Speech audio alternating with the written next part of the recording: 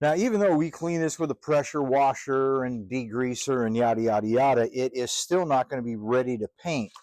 And our budget does not have it in it that we can take this all apart, take it to the sandblaster and get it undone that way.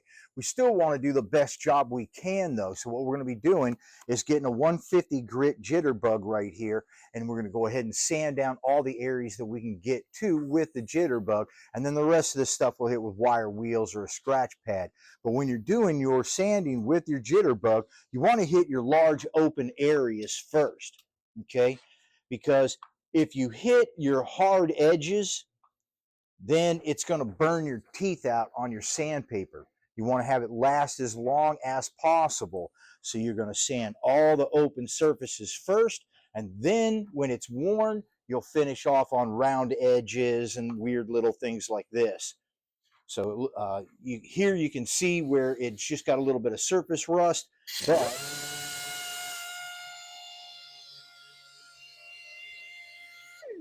that's going to make it a lot better after we get that cleaned up. The paint's going to stick better, last longer. Wear a mask too.